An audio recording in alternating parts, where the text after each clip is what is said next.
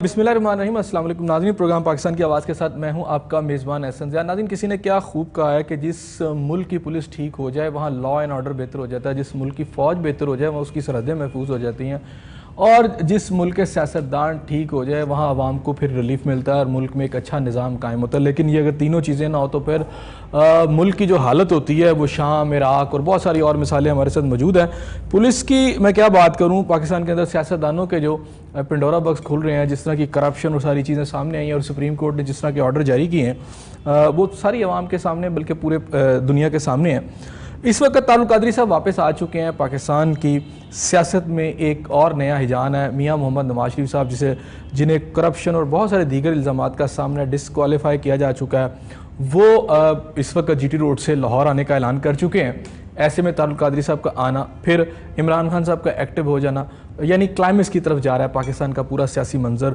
अब ये क्लाइमेक्स पाकिस्तान को क्या एक पुरअमन जो तब्दीली की तरफ लेकर जाएगा, या फिर इससे पाकिस्तान को कोई इंतशार का सामना होगा, शायद किसी और तरफ हम चले जाएं।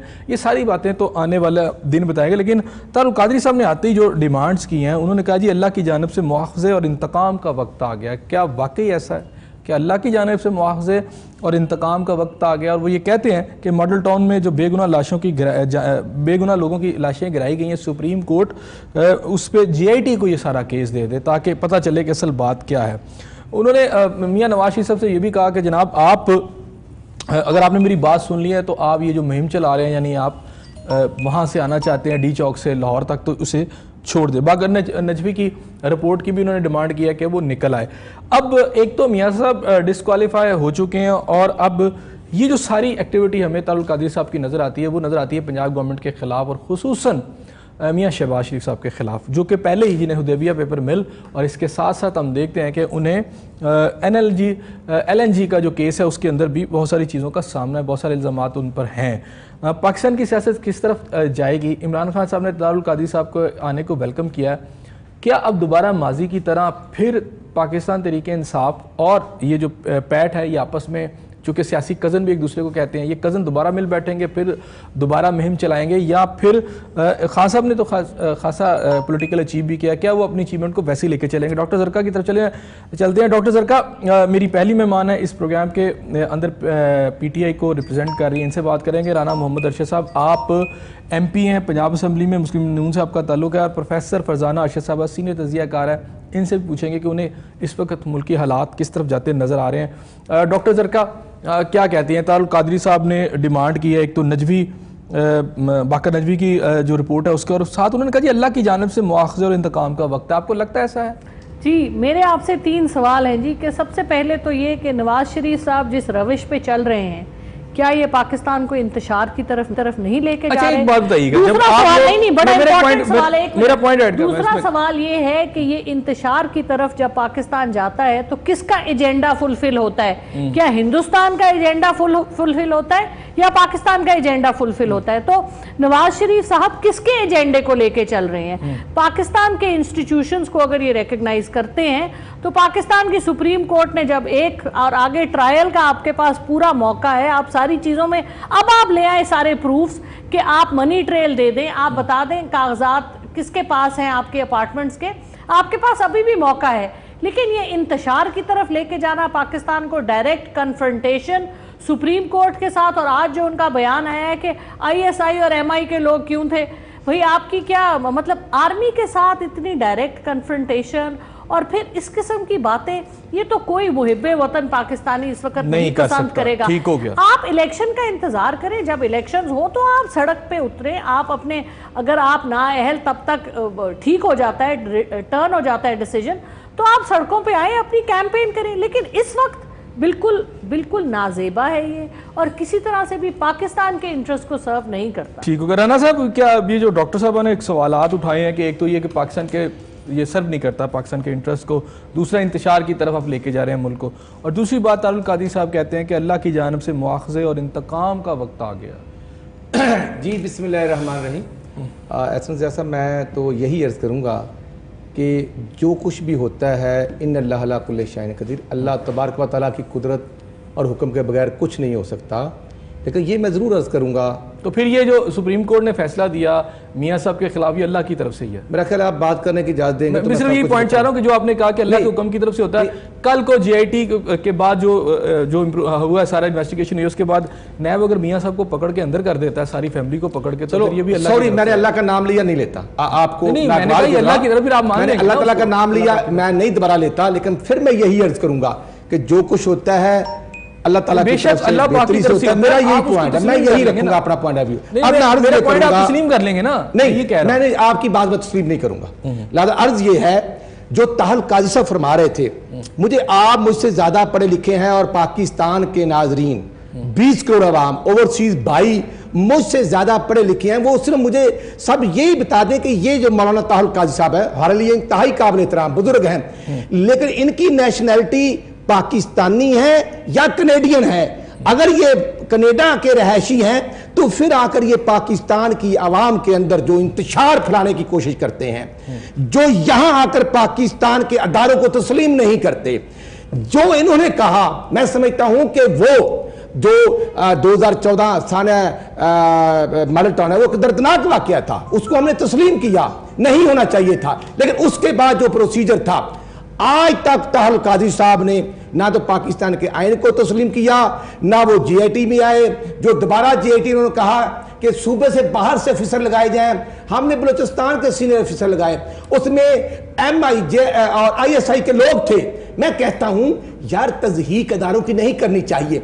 वो जीआईटी जिसकी रिपोर्ट के बाद मैं समझता हूं कि प्रोसिक्यूशन ने अपना चलान मुकम्मल किया, 20 अक्टूबर 2015 को उस पर फर्द जुर्म लगता है, और कादरी साहब ना जीआईटी में पेश होते हैं ना पाकिस्तान की अदालतों में पेश होते हैं। एक बात समझता हूं कि ये ला कानूनियत आज फिर जो उन्होंने किया की नगरी में, आज उन्होंने आकर इंतशार फैलाने की कोशिश की। हमारी पार्टी के कायद नवाज शरीफ साहब के पोस्टर बैनर लगे हुए थे, वो फाड़ते जा रहे थे। मैं समझता हूं रोड ब्लॉक थे, और मैं समझता हूं कि इस तरह का आकर इंतशार फैलाना। अच्छा एक सेकंड, एक बात बताइएगा, मियाँ साहब भी कल आ रहे हैं वहां डी चौक से, वहां जब वो रैली लेके आए, वो सारा कुछ करें, तो क्या वो इंतशार नहीं जो ये कर, क्योंकि ये भी वो सड़कों पे आ रहे हैं, एहतजाज अपना कर रहे हैं, मियाँ साहब भी कर रहे हैं, तो ऐसा क्यों है? साहब बात ये है, जो कादरी साहब का एजेंडा है, जो कादरी साहब का केस है, वो कोर्ट में है, after investigation prosecution case complete है, और अब अदलिया ने फैसला सुनाना है। वो फैसला चीफ मिनिस्टर, प्राइम मिनिस्टर या प्रेसिडेंट ने नहीं सुनाना, वो आला तरीन अदलिया के जजेस ने, मैं समझता हूं फैसला सुनाना है। वो सुबह फैसला दे देते हैं, और उसमें मुल्जमान गिरफ्तार हैं और कुछ मुल्जमान बेल पे आए हैं। वो आपका आइन, वो अदारों, मैं समझता हूं कि वो अदलिया ने बेल आउट किए, हमने नहीं किए। इसके बावजूद हम उनके हुक्म की तामील करते हैं। वो आए हैं, उनको हमने सिक्योरिटी मुहैया की है, हर लिहाज से उनकी इज्जत और एहतराम का ख्याल रखा है। अब मैं ये अर्ज करना चाहता हूं कि मियां Mohammad Nawaz Sharif sahab as a prime minister GIT में पेश हुए। जब जीआईटी बनी थी तो मोहतरम नियाजी साहब फरमाते थे कि ये प्राइम मिनिस्टर हैं और अपने ही महकमों के बनाए हुए जीआईटी और ग्रेड 19-18 के जो ऑफिसर हैं उनकी कैसे इन्वेस्टिगेशन करेंगे। एहसन जियाद साहब 70 साल हिस्ट्री में मिसाल नहीं मिलती, कोई सिटिंग प्राइम मिनिस्टर आज तक जीआईटी में पेश नहीं होता। अल्हम्दुलिल्लाह ये नवाज शरीफ साहब पेश हुए थे। हम इम्यूनिटी ले सकते थे, हम कोई और कानून का सहारा ले सकते थे, हमने नहीं लिया।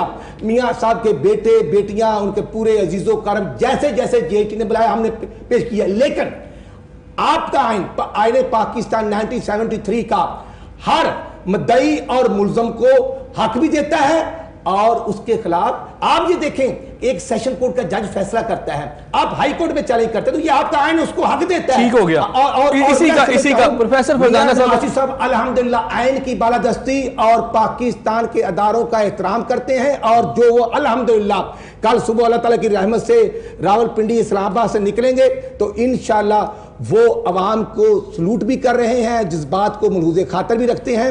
हमने कभी लॉकडाउन नहीं किया, हमने ये नहीं कहा कि हमने इस्लामाबाद को बंद कर देना, किसी को घर नहीं जाने देना। ये बताइएगा कि तारुल कादरी साहब भी एक केस के अंदर इंसाफ मांग रहे हैं, वो सड़क पे आते हैं तो राना साहब और इनकी जमात कहती है कि ये इंतशार फैला रहे हैं। अब एक फैसला, क्योंकि उनका भी तो चलो भी फैसला भी नहीं आया, अब एक सुप्रीम कोर्ट बाकायदा तौर पर एक ऐसे प्राइम मिनिस्टर डिस्क्वालीफाई कर देती है प्राइम मिनिस्टर को, और करप्शन के उसके केसेस हैं, वो प्राइम मिनिस्टर जब सड़कों पर आता है, पूरी पंजाब गवर्नमेंट उसको प्रोटेक्शन देती है और वो आने से पहले जो बातें दे रहा है वो हिंट कर रहा है कि जनाब मैं अदलिया के उस फैसले को कहता है जी 5 आदमी जो है ये फैसला कर दें अवामी मैंडेट के खिलाफ। वो खुल के अदलिया के ऊपर अब इस वक्त तनकीद कर रहा है वो शख्स, और उसके बाद वो पाकिस्तान की फ़ौज के ऊपर भी करता है। तो ये कहते हैं कि इंतशार जो है वो तारुल कादरी साहब फैला रहे हैं, इनमें से इंतशार कौन फैला रहा है? अच्छा, बिस्मिल्लाहिर्रहमानिर्रहीम, थैंक यू एहसन। 2-3 बातें बड़ी इंपॉर्टेंट है आई थिंक इस सारे सिनेरियो में। फर्स्ट ऑफ ऑल तो मैं थोड़ा सा डिसएग्री करूंगी विद ड्यू रिस्पेक्ट डॉक्टर जरका से, जिस तरह उन्होंने बात की कि सड़कों पे आना जो है वो इंतशार की अलामत है नवाज शरीफ साहब का, और इसी तरह से ये एजेंडा किसका हो सकता है, ये दुश्मनों का हो सकता है, ये इंडिया का एजेंडा हो सकता है। अच्छा, मैं प्रोफेसर साहब आपकी तरफ भी आता हूँ, प्रोफेसर साहब मैं आपकी तरफ भी आता हूँ, मैं प्रोफेसर साहब आपकी तरफ भी आता हूँ, मुझे काइंडली डॉक्टर जरका जरा ये बात बता दीजिएगा कि आप लोग अगर ये सारा कुछ करें, मतलब इमरान खान साहब धरना दें या चीज़ें करें तो ये कहते हैं जी इंतशार फैला रहे हैं, और जब ये करें तो ये ठीक कर रहे हैं। सवाल तो यही है ना जी कि मैंने जब आप मुल्क की कैसे आप कह सकते हैं कि इंतशार आप फैला रहे हैं, इसलिए क्योंकि जब सुप्रीम कोर्ट ऑफ पाकिस्तान ने एक ऑर्डर दे दिया है, disqualification of the prime minister हो गई है, उन्होंने कहा है अब ट्रायल होनी चाहिए, तो क्या इस वक्त एक पार्लियामेंट्री स्टेट ऑफ गवर्नमेंट में हम हैं, क्या इस वक्त जेब नहीं देता? तीसरी दफा नवाज शरीफ साहब प्राइम मिनिस्टर बने, अगर मैं आपकी तरफ निकलते हैं तो 5 दफा और आ जाए, उसमें कोई प्रॉब्लम नहीं है। लेकिन व्हाई इज ही नॉट वापस आऊंगा तो मजीद बात करेंगे।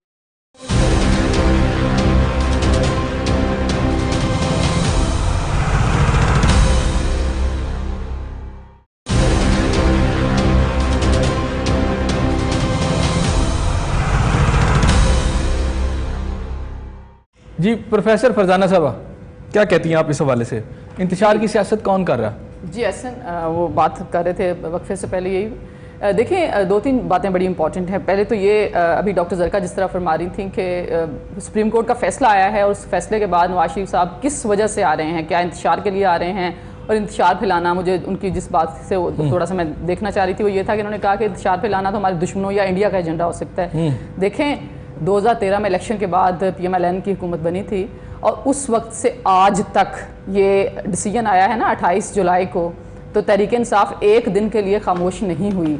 तहरीक इंसाफ मुसलसल सड़कों पे, तहरीक इंसाफ ने धरना 1, धरना 2 और धरना 3 कहेंगे पनामा जब से शुरू हुआ है, मतलब इस दौरान में उन्होंने जाहिर है कि कितने बेइंतहा जुलूस निकाले, जलसे किए और हर तरह की सियासत करने की कोशिश की, जिसमें मैं समझती हूँ बड़ी ही बाज़-औक़ात वायलेंट गुफ्तगू भी हमें नजर आई। इसी तरह तारुल कादरी साहब जो हैं उनकी तो गुफ्तगू को आप छोड़ ही देना। प्रोफेसर साहब मैं आपकी तरफ आता हूं, बात को एड्रेस कर लूं। जी मैं एक सेकंड मैं आपकी तरफ आ रहा हूं। नाज़रीन इस वक्त हमें पैट के रहनुमा काजी फैजुल इस्लाम साहब ने ज्वाइन कर लिया, उनसे बात कर लेते हैं। अस्सलाम वालेकुम काजी साहब। काजी साहब आपको मेरी आवाज आ रही है? जी आ रही है भाई। अच्छा काजी साहब ये बताइएगा फैज साहब कि ये आज आपकी जब रैली आई है तो एक तो नून वाले कहते हैं कि उसमें लोग नहीं थे जी, अब उस तरह जिस तरह की पहले नजर आते थे। दूसरा ये है कि वो कहते हैं जी कनाडा नहीं हैं कादरी साहब, तो ये पाकिस्तान में इंतशार फैलाने आ जाते हैं। राना मोहम्मद अरशद साहब हमारे यहाँ साथ यहाँ मौजूद हैं। तो एक रैली वो है मियाँ साहब, मियाँ नवाज शरीफ साहब निकाल रहे हैं, उसके बारे में तो इन नजर नहीं आता कि वो इंतशार है, लेकिन आपकी रैली के बारे में वो कहते हैं ये इंतशार है और गैर मुल्की एजेंडे पर आप आ रहे हैं।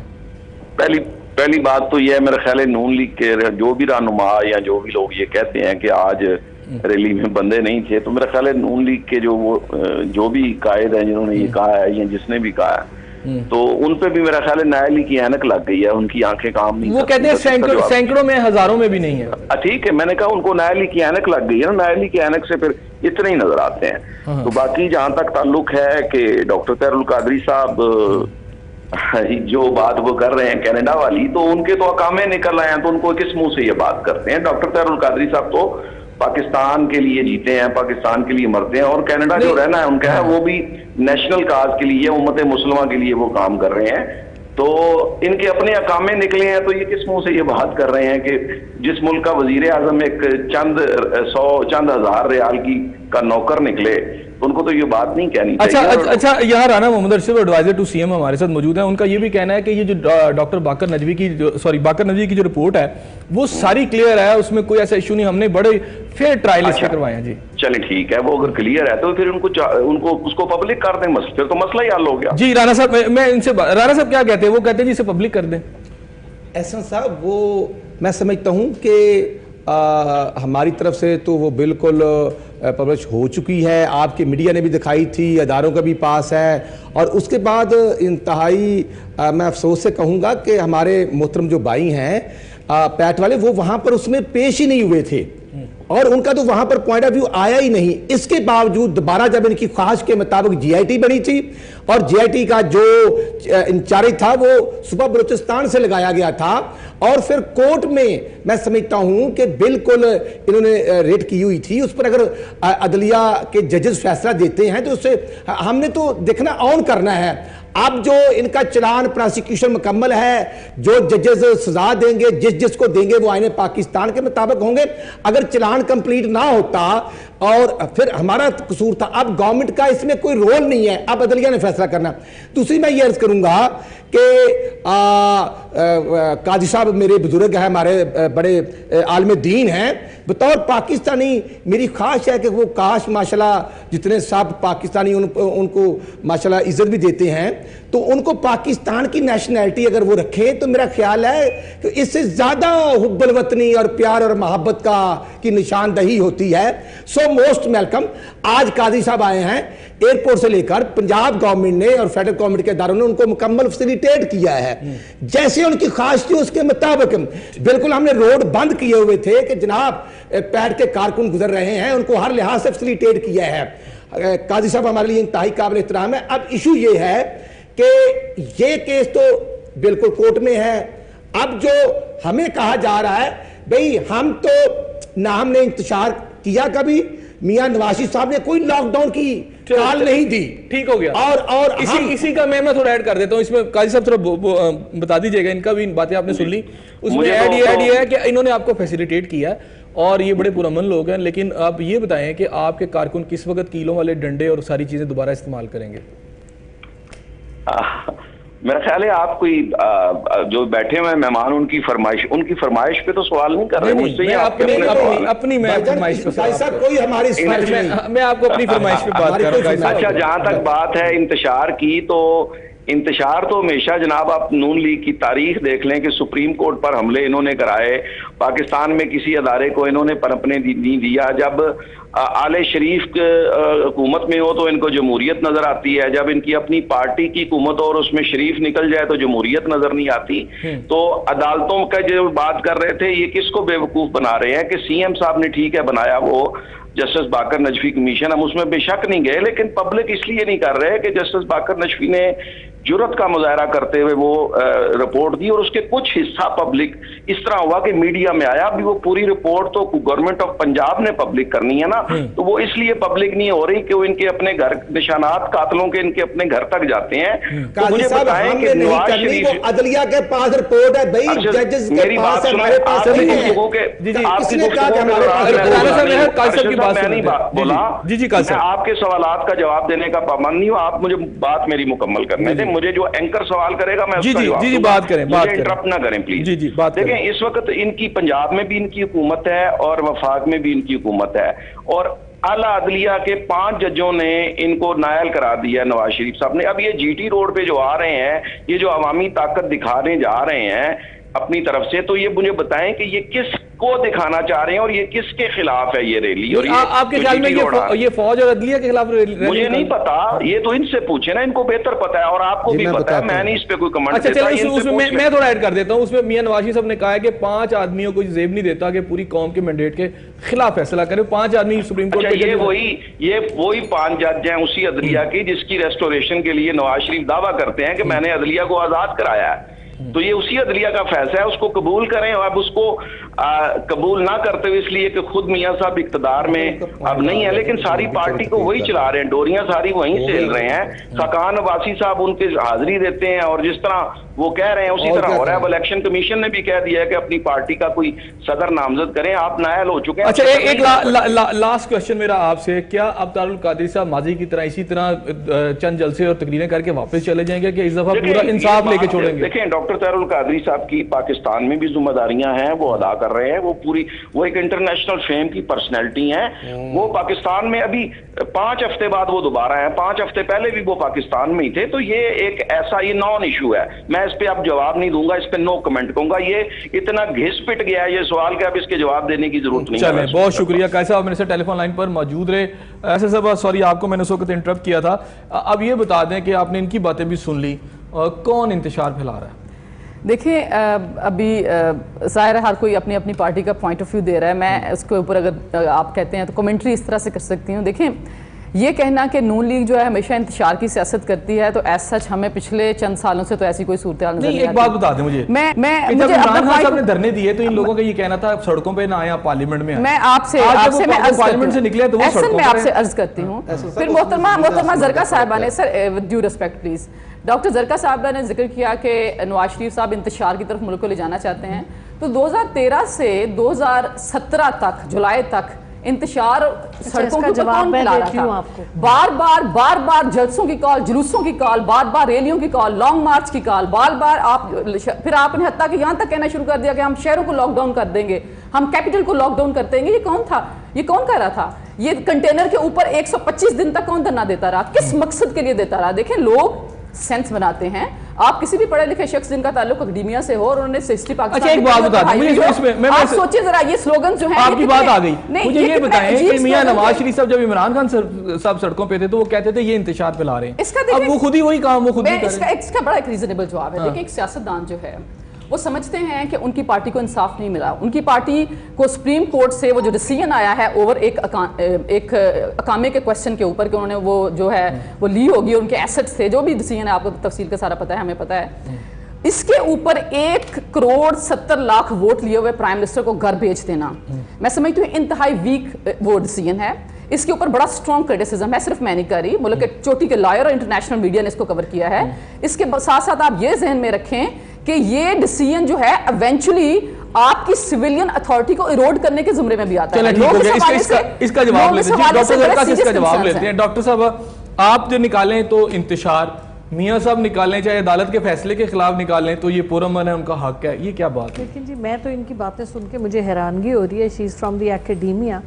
तो हाउ कैन आप, एक जो लोग लॉजिक से काम करते हैं, आप कैसे बात कर सकते हैं? 2013 के इलेक्शन में हमारे जितने नून लीग के वोट आए उससे 2/3 हमारे वोट थे, इनकी सीटें हमसे डबल थी। तो फिर लॉजिक की जब बात करते हैं तो फिर पूरी बात करें। तीसरी बात यह कि 4 सीटों का हमने कहा था 4 सीटों को आप खोलें, 4 सीटें खुली, 4 में इरेगुलरिटीज थी और सुने, और कमीशन ने कहा कि 44 इरेगुलरिटीज, उन पे अभी तक कोई एक्शन नहीं हुआ। ये कह रही है इसमें लॉजिक, इमरान खान को या इलेक्शन को नाअहल किसी को करार नहीं दिया हुआ था। अभी तो नवाज शरीफ साहब, मवाजना ही नहीं है दोनों हालात का। ऑपोजिशन का काम है, अगर ऑपोजिशन को कोई प्रॉब्लम है तो वो बोलती है, वो पार्लियामेंट में बोलती है, वो सड़कों पे बोलती है। ये जमहूरियत का रंग है, जमहूरियत का तरीका है।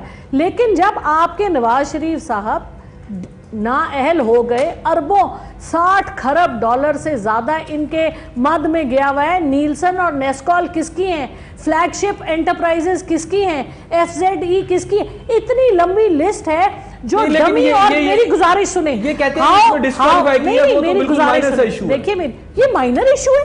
1 मिनट, अगर सिर्फ यही इशू आप ले this is a minor issue.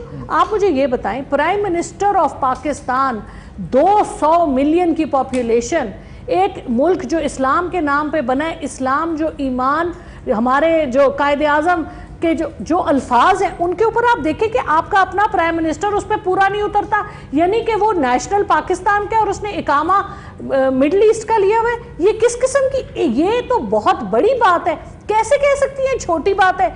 ये तो इतनी बड़ी बात है कि ये तो मुनाफकत है, और मुनाफकत तो नबी करीम सल्लल्लाहु अलैहि वसल्लम, अल्लाह ताला ने मुनाफकों को इतना बुरा समझा है। तो आप बात कर रहे हैं कि एक उनके नेशनल वो पाकिस्तान के हैं और वो इकामा, ये दिस इज इलीगल। यानी सियासत के साथ हलफ उठाए वफादारी का और उसी वक्त कहीं और आप हलफ वफादारी, यानी आप पाकिस्तान की नेशन के साथ आपकी इतनी भी आपकी लॉयल्टी नहीं है कि आप अपने मफाद के लिए, अपने जाती मफाद के लिए आप एक किसी छोटे से मुल्क का, यूएई का आपने इकामा ले लिया सिर्फ इसलिए कि आपकी इल्लीगल जो पैसे हैं वो वहां चली जाए। ये कोई छोटी बात है?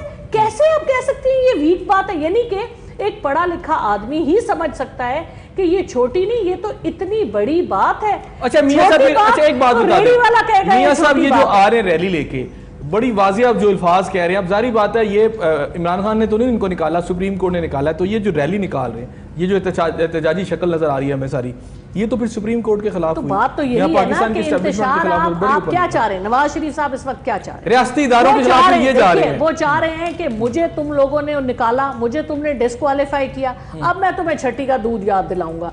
सुप्रीम कोर्ट और आर्मी को वो इल्जाम टारगेट कर रहे हैं, वो कह रहे हैं मेरे खिलाफ साजिश हो, और वो चाह रहे हैं कि कन्फ्रंटेशन हो, आर्मी आए, मार्शल लॉ लगाए और मैं सियासी शहीद बनूं ताकि अच्छी तरह से पाकिस्तान की ईंट से ईंट बजे। अब उनको पता है कि आर्मी एक बड़े कंट्रोल तरीके से चल रही है, वो नहीं चाहती कि मार्शल लॉ लगे, लेकिन और उनको ये भी पता है कि मार्शल लॉ नहीं लगाएगी आर्मी, इसलिए वो चाह रहे हैं कि आखिरी हद तक लेके जाएं, आखिरी हद तक प्रोवोक करें। तो ये किसका नुकसान है इसमें? पाकिस्तान का। तो इसके पीछे फिर किसी का एजेंडा हुआ ना, आप कह रही हैं। देखिए जी, उनको सपोर्ट है। आपको पता है सबसे ज्यादा मियां नवाज शरीफ की नाअहली पर इंडिया से आवाज उठी थी। उन्होंने कहा जी हमारी तो इतनी बड़ी इन्वेस्टमेंट है, नवाज शरीफ साहब चले गए तो हमारी इन्वेस्टमेंट का कौन जिम्मेदार है?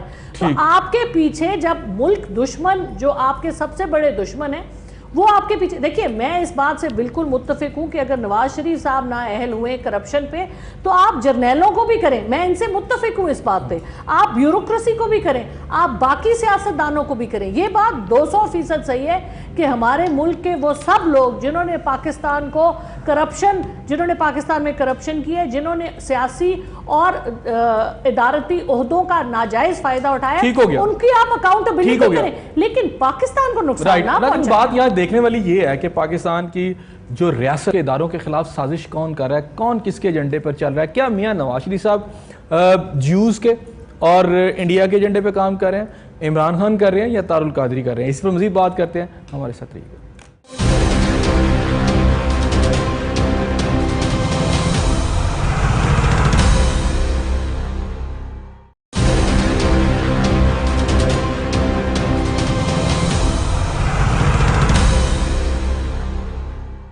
वेलकम बैक नाज़रीन। अच्छा राना साहब, बड़ी वाज़ेह आप मियां साहब जो निकल रहे हैं ना, बाहर आए हैं, वो तो रियासत के दो बड़े इदारे हैं, एक अदलिया, दूसरे का नाम फौज है, उसके खिलाफ ही ये सारी मूवमेंट चल रही है।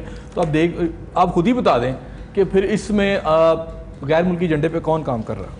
एहसान साहब, आप या कोई पीटीआई वाले हो सकते हैं कि कोई बता देना। मियां साहब बड़ा खुल के कह रहे हैं मेरे खिलाफ साजिश हुई है कि जो न्याजी साहब 2 दफा गए थे नरेंद्र मोदी के कदमों को टेकने के लिए, हाथ लगाने के लिए, तो वो उनका एजेंडा क्या था? आप बता दें या वो बता दें। और नरेंद्र मोदी तो यहाँ रायगढ़ में भी आ गए थे ना, राना साहब वो आते मेहमान भी बने थे, शरीफ जनरल भी आया था, उसके साथ भी मिले थे। हाँ, पूरे पाकिस्तान की 20 करोड़ आवाम में से वो शख्स हैं जो 3rd टाइम प्राइम मिनिस्टर बने और पाकिस्तान को एटमी ताकत बनाने वाले प्राइम मिनिस्टर हैं।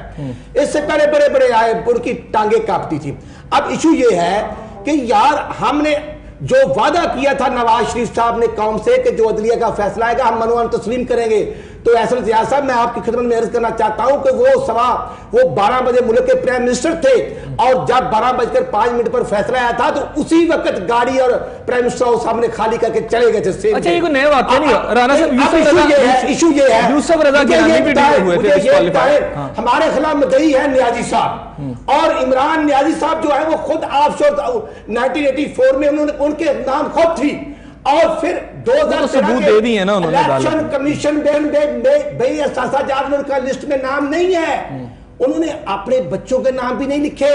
आप मुझे बता दें 12 अक्टूबर 1999 को जो परवेज मुशर्रफ ने नैब बनाई थी वो हमारे खिलाफ करप्शन का एक रुपया साबित नहीं कर सके, और वो नैब और आज की नैब भी सब कुछ करने के बावजूद ये जो 1.5-2 साल से जीआईटी बनी हुई थी, जो काम कर रही थी, आप मुझे बताएं भाई केस है 302 का, तो आप दे रहे हैं उनको सजा जनाब के पेट में दर्द क्यों हुआ? वो बाकी भी मिलनी है, अभी का केस था, वो बाकी मिलनी है, वो सारे केसेस में आ गया, खत्म नहीं हुए। यही बात है क्योंकि पनामा में 1 रुपए की करप्शन साबित नहीं कर सके।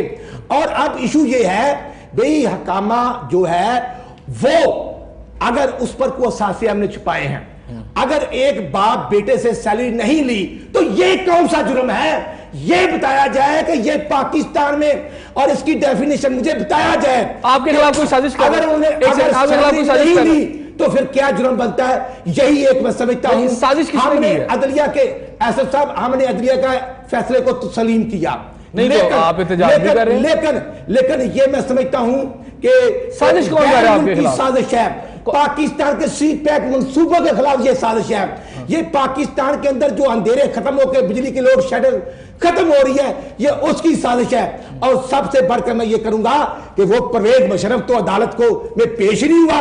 यार एहसन जिया साहब, आप पढ़े लिखे एंकर हैं, मैं आपसे तुक्को रखता हूं कि 12 मई 2007 को जब परवेज मुशर्रफ ने जजेस के साथ कराची एयरपोर्ट पर 52 लाशें गिराई, मुक्का लहरा रहा था। तो इसका जवाब है राणा साहब, मुझे जवाब दे देना। एक सेकंड, 3 नवंबर 2007 को अदलिया को राणा साहब परवेज मुशर्रफ साहब के बारे में ये बता दें कि उनको छोड़ा किसी ने था, ना जाने देते भाई। ओ मेरे भाई, ये तो किसने भेजा था? आप जिम्मेदार हैं, हमारा मीडिया जिम्मेदार है, हमारा मीडिया जिम्मेदार है। मीडिया ने तो उनको जहाज में उड़ा के बाहर चले जाए। हम करते हैं। नवाज शरीफ ने तो अल्हम्दुलिल्लाह 2009 में भी अदलिया की बहाली के लिए आप तो जरदारी की करप्शन का भी कहते थे, उसे पकड़ेंगे, पकड़ लेते, उल्टा लटकाते, क्यों नहीं लटकाया आपने? आप परेशान क्यों हो रहे हैं? पेट में दर्द क्यों उठ रहा है? आज तो नवाज शरीफ को फारिग किया गया तो अपने घर आ रहे हैं, भाई घर भी उनको नहीं जाने देना यार। अच्छा एक सेकंड, क्या इशू क्या है? आज इशू ये है कि इत्तेसाब कमीशन बना खैबर पख्तूनख्वा में और इत्तेसाब कमीशन को ताले लगा दिए,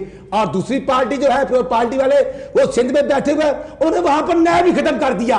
तो यार मैं मीडिया की बेहिसी पर और अपने एनालिस्ट को गुजारिश करता हूं कि आइन की बालादस्ती के लिए अपना रोल प्ले करें। हाँ, न्यायाधीश साहब जिस दिन मिलते हैं जनरल बाजवा साहब को, क्या करें अदालत के फैसले के खिलाफ सारे शुरू हो जाए। जी मैं अर्ज कर रहा हूं, नहीं बता दे ना, अगले दिन आप किस तरह की हेल्प चाहते हैं? क्या चाहते हैं? फौज के खिलाफ मीडिया भी बोले, नईमुल हक अदालत के खिलाफ बोले, क्या चाहते हैं? पीटीआई के स्पोक पर्सन ने कहा कि जनाब वो पहले जो chief of army staff Kayani sahab थे, उन्होंने साजिश की, हमें इलेक्शन हरवा दिया। भाई 2014 में तुमने धरना खेला, चाइनीज प्रेसिडेंट का रास्ता चले इसका जवाब लेते हैं। और 2015 में प्रोफेसर साहब धांधली का ड्रामा अभी किया, ये बता दें 2016 में तुमने ड्रामा का ड्रामा किया।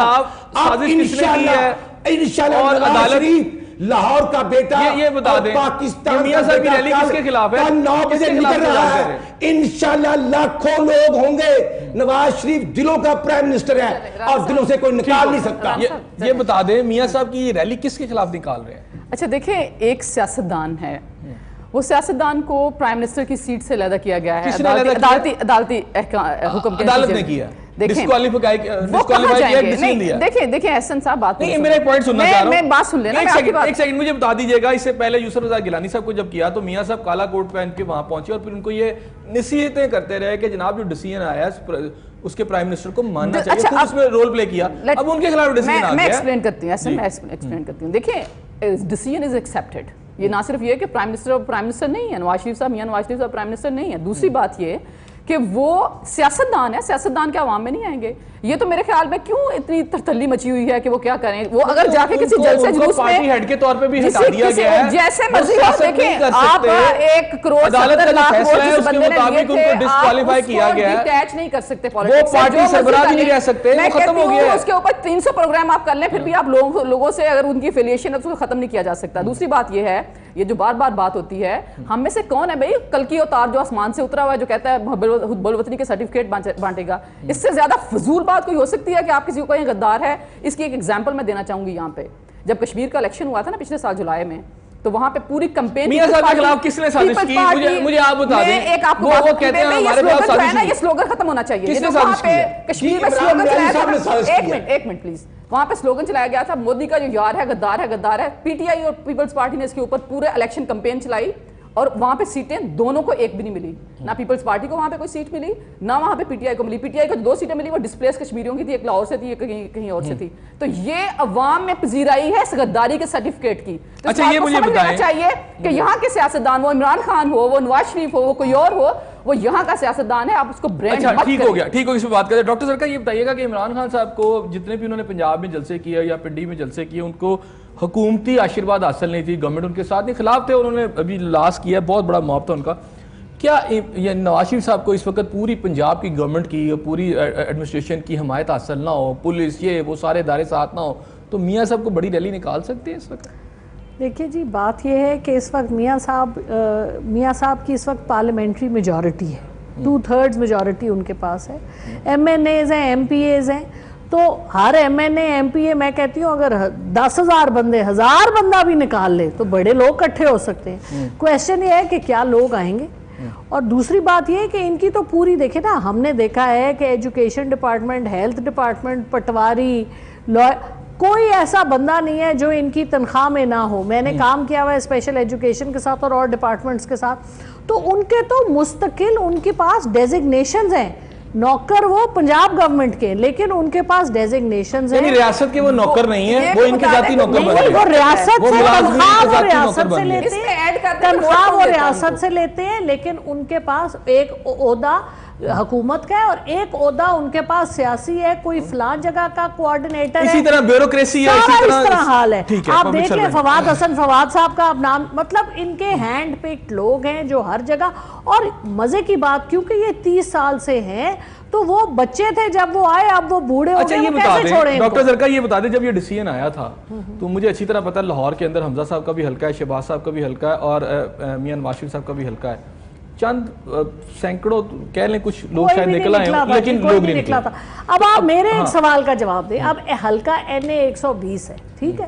पहले इन्होंने कहा शहबाज शरीफ साहब, ठीक है, फिर हमजा शहबाज साहब। मसला क्या है, अंदर की कहानी आप सब जानते हैं कि अंदर की कहानी क्या है। नून क्या आप लीग को बता दें? सबसे ज्यादा इस लेकिन निकली वक्त कोई नहीं मसला ये है कि अगर अपनी पार्टी जो फैमिली जो है इनकी, फैमिली से बाहर किसी को टिकट नहीं दे सकते, फैमिली से बाहर प्राइम मिनिस्टर मुश्किल से बनाया, वो भी उसको ये कहा 45 दिन के लिए बनाया, इसलिए क्योंकि इनको पता है कि अगर हमने फैमिली से बाहर किसी को दे दी तो हमारी पार्टी टूट जाएगी।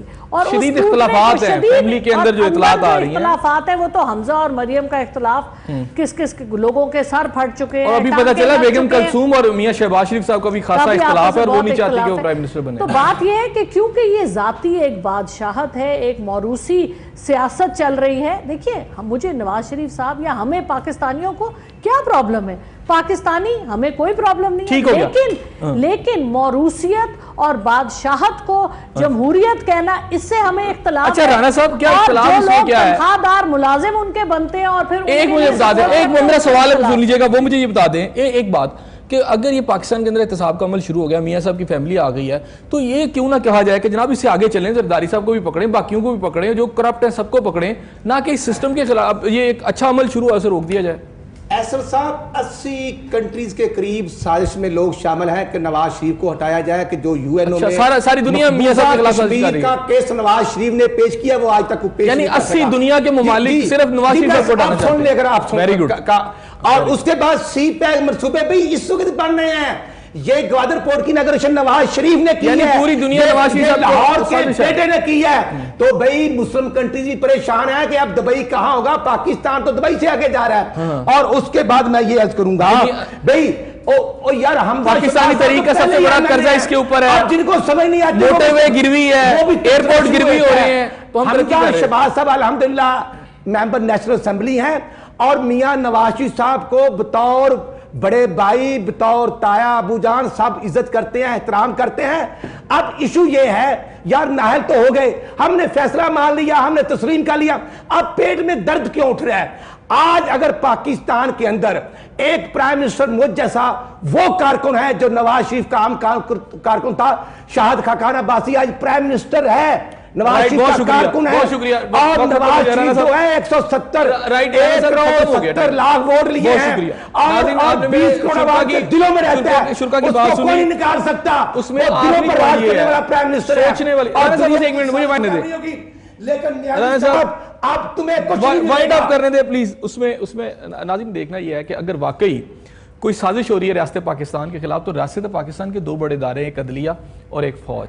अब देखना यह है कि इन दो इदारों के खिलाफ इस वक्त साजिश कौन कर रहा है। जब आप इस साजिश को समझ जाएंगे तो पता चल जाएगा कि पाकिस्तान की रियासत के खिलाफ कौन है। इस दुआ के साथ कि अल्लाह ताला आपको अपनी दुआओं के साए में रखे। अपने मेज़बान हसन ज़िया को इजाज़त दीजिए। अल्लाह हाफ़िज़।